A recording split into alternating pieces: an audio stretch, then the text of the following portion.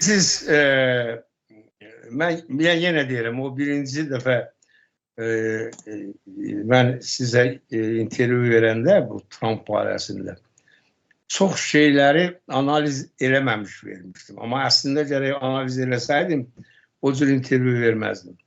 Deməli bu adam var ya bu sözün tercümesi Azerbaycan dilinde buna deyirlər müştəbih.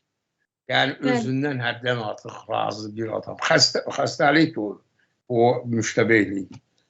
Bu adam getmişdi Fransa'ya birinci dəfə prezident olanda. Fransa orada qeyd edirdi, bilmem 75 iliydi, neydi, müharibənin tutarmasını. Ve orada onların keçirdiyi parada baxmışdı. Hərbi parada. O hərbi parada baxandan sonra gəlib Amerika'da dedi ki, mən istəyirəm ki, Amerika'da da biz həmişə hərbi parad keçirək. Biz ondan bu çox ləzzət almışdı. Buna bax gör nə yaxşıdır. Nəysə bu getdi, Pentagon da haqqısa verədi, gətirdi, dedi ki, belə bir şey eləmək olar, amma əlavə 5 milyard dollar lazımdır. Ondan sonra da o tanklar üçün keçəcəyib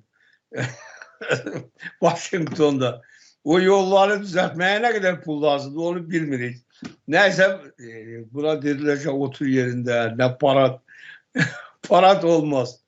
Şimdi gelirik Putin'e. Putin meselesine. Evet. Putin gelip 1999 yılın ahırında bu Yeltsin Sovyet İttifakı'nın dağılmasına ne kadar pozitif rol oynamışsa bu Putin'i gətirib öz yerine koymağında o kadar negatif bir rol oynadı. Bu 99. yılda oturup arada çok böyle yaramaz bir insan diye o Putin. Özellikle güya konstitusiya əməl edir.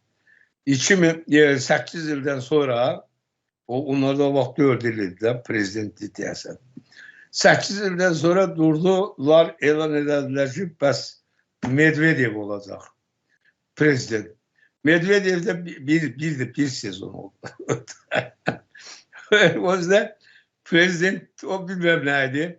O neyse o vaxta kadar ne işindeyse hele o işin görürdü. Burası gelip oturmuştu kabinette. Ondan sonra bu təzədən geldi. Şimdi bu Trump. Bu Trump gelip hele hiçbir şey eləmədən tələm-tələsiz deyir ki, mən istəyirəm 3-cü dəfə prezident olam. Bu adam necə deyib, bu Putinə paxıllıq eləyir. Bu fikirləşir ki, mən necə eləyim ki, bu Putin kimi qalma hakimiyyətlə. Bu ancaq belə düşünür. Başqa cür mümkün deyil. Başqa cür mümkün deyil. Bu yani nə fikirləşir? Gətirib özüne bir vitse-prezident koyup ağzına geleni danışır. Oradan basa-basa gedib Münxendə çıxıb Avropa İttifakının qabağında hansı ki dərin, güzel demokratiyası olan onlara deyir ki, siz demokratiyadan uzaklaşmışsınız. Sizde artık demokratiya yoktur.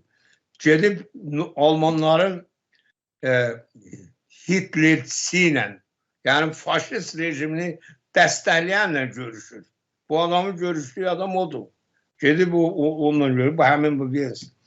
Sonra gedib neyse ora-bura getdi bilmem ne işlə məşğuldur. Gedib Hindistan'da görüş geçirib. Onun arvadı Hintli əsərlidirlər.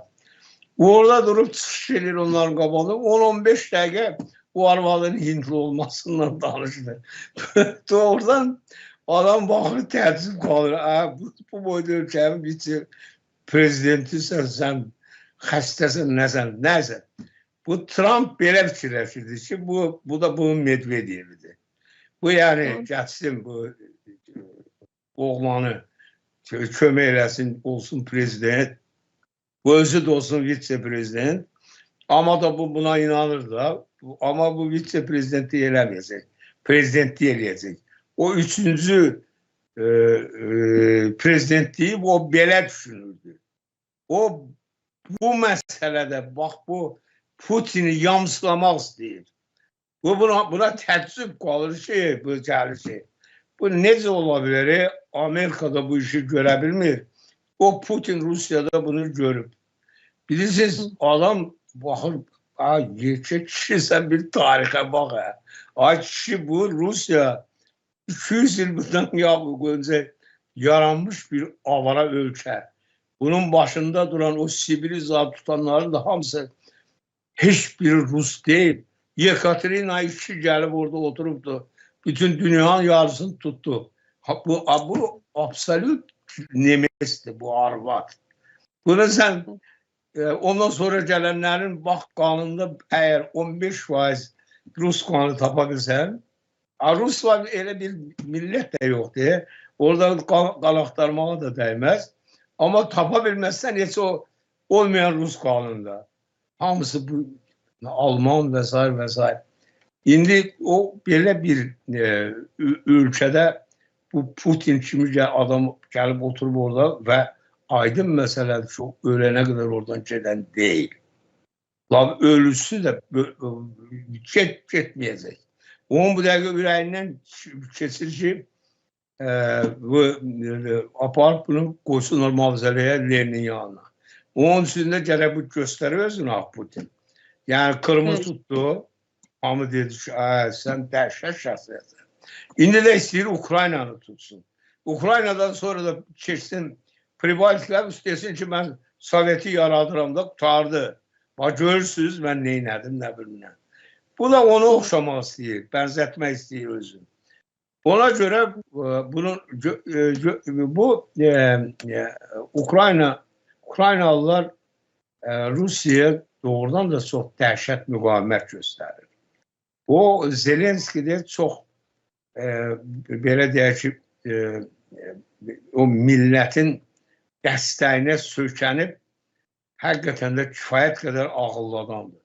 Bu görmürsünüz nə deyir hər dəfə. Deyir ki, sən heç nəyin yoxdur, sən bugün səni işğal eləyəcək, sabah işğal eləyəcək, mən səni işğaldan qutarmaq istəyirəm. Səncə bu torpaqların hamısını ver Rusa, bundan da qutaraq. Bilirsiniz, bu çox belə yaramaz bir siyasətdir. Heç belə bir iş görmək mi olar mı?